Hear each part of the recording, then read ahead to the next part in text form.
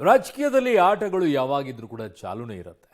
Specially ರಾಜಕೀಯದಲ್ಲಿ ಕಾದು ಹೊಡೆಯೋದು, ಬಿಟ್ಟು ಹೊಡೆಯೋದು ಚಾಣಾಕ್ಷತನದ ಲಕ್ಷಣ. ಅದು ಈಗ ಬಿಟ್ಟು ಹೊಡಿತಾ ಇರುವಂಥವ್ರು ಯಾರು, ಕಾದು ಹೊಡಿತಾ ಇರುವಂಥವ್ರು ಯಾರು, ಸಮಯ ಬಂದಾಗ ಹೇಗೆ ಅದಕ್ಕೆ ರಿಯಾಕ್ಟ್ ಮಾಡಬೇಕು ಅನ್ನುವಂಥದ್ದು, ಯಾವ ಸಂದರ್ಭದಲ್ಲಿ ಯಾರು ನಮಗೆ ಪಾಠವನ್ನು ಕಲಿಸಿರ್ತಾರೋ ಅವ್ರಿಗೆ ಉತ್ತರವನ್ನು ಯಾವಾಗ ಕೊಡಬೇಕು ಅನ್ನೋದಕ್ಕೆ ತಾಳ್ಮೆ ಬಹಳ ಮುಖ್ಯ ಆಗುತ್ತೆ.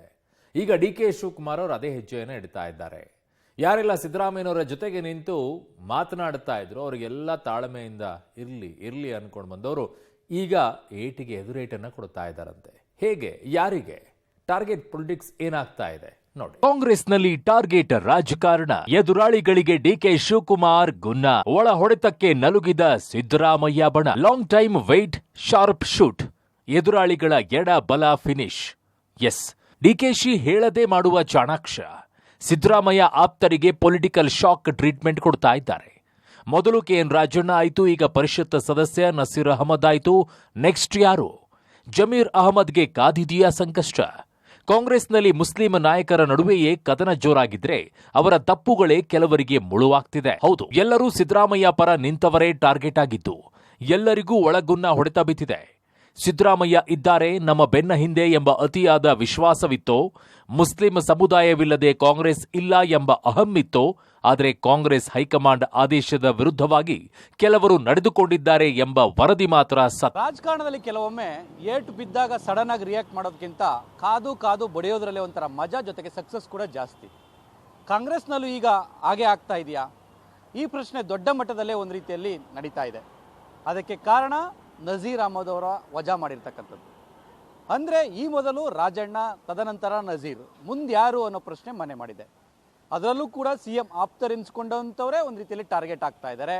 ಹಾಗಾಗಿ ಇದು DK ಶಿವಕುಮಾರ್ ಅವರ ಚಾಣಾಕ್ಷ ನಡೆನ ಈ ಒಂದು ಚರ್ಚೆ ಕಾಂಗ್ರೆಸ್ನೊಳಗಡೆ ನಡೀತಾ ಇದೆ.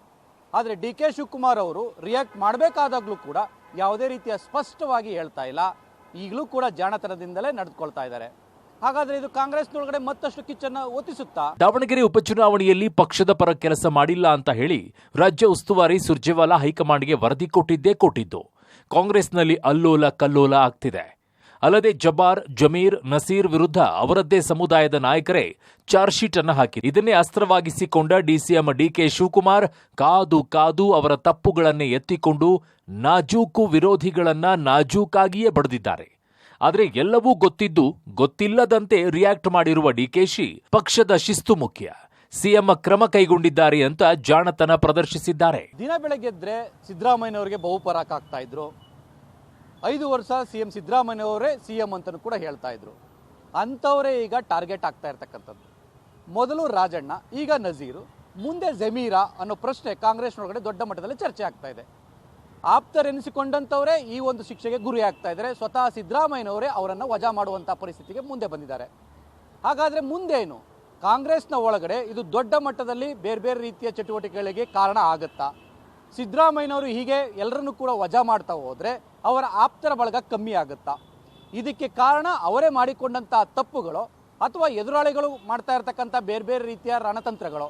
ಇದೆಲ್ಲದಕ್ಕೂ ಕೂಡ ಕಾಲವೇ ಉತ್ತರಿಸಬೇಕಿದೆ. ಇನ್ನು CM ಆಪ್ತರೆನಿಸಿಕೊಂಡವರಿಗೆ CM ಅವರಿಂದಲೇ ಸ್ಯಾಕ್ ಮಾಡ್ತಿರೋದು ಸಾಕಷ್ಟು ಚರ್ಚೆಗೆ ಕಾರಣವಾಗಿದೆ. ಪಕ್ಷದ ಶಿಸ್ತು ಮತ್ತು ಅವರ ತಪ್ಪುಗಳನ್ನೇ ಮುಂದಿಟ್ಟುಕೊಂಡು ಶಾಕ್ ಕೊಡಿಸುವಲ್ಲಿ DK ಶಿವಕುಮಾರ್ ದಾಳ ಯಶಸ್ಸು ಆದ ಬಗ್ಗೆಯೂ ಕೂಡ ಸಾಕಷ್ಟು ಬಿಸಿ ಚರ್ಚೆ ಹುಟ್ಟುಹಾಕಿದೆ. ಸಚಿವ ಸ್ಥಾನದಿಂದ ರಾಜಣ್ಣ ವಜಾ ಬಳಿಕ ನಸೀರ್ ಅಹಮದ್ CM ರಾಜಕೀಯ ಕಾರ್ಯದರ್ಶಿ ಸ್ಥಾನದಿಂದ ವಜಾ ಆದ್ರೆ ನೆಕ್ಸ್ಟ್ ಯಾರು ಎಂಬ ಕುತೂಹಲ ಮನೆ ಮಾಡಿದ್ದು ಜಮೀರ್ ಬಗ್ಗೆ ಎಲ್ಲರ ಚಿತ್ತವಿದೆ. ಇಷ್ಟೆಲ್ಲ ಆದ್ರೂ CM ಸಿದ್ದರಾಮಯ್ಯ ಮಾತ್ರ ಏನೂ ಮಾಡಲಾಗದ ಅಸಹಾಯಕತೆಯ ಪರಿಸ್ಥಿತಿಯಲ್ಲಿದ್ದು ಹೈಕಮಾಂಡ್ ಆದೇಶ ಪಾಲಿಸ್ತಾ ಇದ್ದಾರೆ.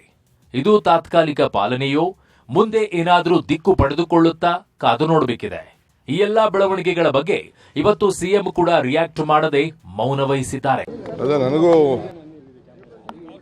ಬೆಳಗ್ಗೆ ಇದರಲ್ಲಿ ನೋಡಿದೆ, ನಾನು ನ್ಯೂಸಲ್ಲಿ ಅವ್ರಿಗೆ ಆದಂಥ ಮಾಹಿತಿ, ನಮಗೂ ಕೆಲವು ವರದಿಗಳೆಲ್ಲ ಬಂದಿತ್ತು, ವರದಿಗಳೆಲ್ಲ ಕೊಟ್ಟಿದ್ರು, ನಮಗೆ ಮಾಹಿತಿ ಇತ್ತು. ಸೊ ಪಕ್ಷದಲ್ಲಿ ಶಿಸ್ತು ಭಾಳ ಇಂಪಾರ್ಟೆಂಟು ಪಾರ್ಟಿಲಿ, ಏಕೆಂದರೆ ಕೆಲವರು ರೆಸ್ಪಾನ್ಸಿಬಿಲಿಟಿ ಕೊಟ್ಟಿರ್ತೀವಿ ನಾವು.